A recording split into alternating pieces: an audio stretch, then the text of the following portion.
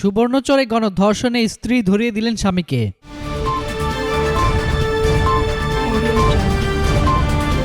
নোয়াখালী সুবর্ণচর উপজেলার চরজবুলি ইউনিয়নের মধ্য বাগ্গা গ্রামে গৃহবধূ গণধর্ষণের ঘটনার মামলায় ৭ নং আসামি আবুলকে তার স্ত্রীর সহযোগিতায় গ্রেপ্তার করেছে পুলিশ।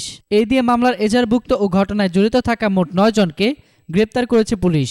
এর মধ্যে ৭ জনের ৫ দিনের রিমান্ড দিয়েছেন আদালত। গতকাল বিকেল ৫টা পর্যন্ত অভিযান চালিয়ে তাকে গ্রেপ্তার করা হয়েছে।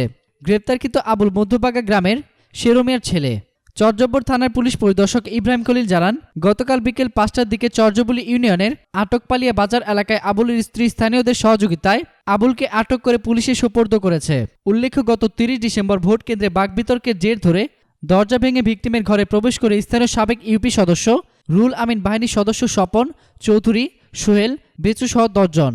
এ সময় তারা ঘরে ভাঙচুর করে ভিকটিমের স্বামী সিরাজউদ্দিনকে মারধর ও ৪ সন্তানকে বেঁধে রেখে ভিকটিমকে উঠানে নিয়ে কাপড় দিয়ে মুখ বেঁধে পালাক্রমে ধর্ষণ ও হত্যার চেষ্টা করে। পরে এই ঘটনায় ভিকটিমের স্বামী সিরাজউদ্দিন বাদী হয়ে ৯ জনকে আসামি করে মামলা দায়ের করেন। নির্বাচনী সকল খবরাখবর পেতে ফ্রিকি নিউজের সঙ্গেই থাকুন। ধন্যবাদ।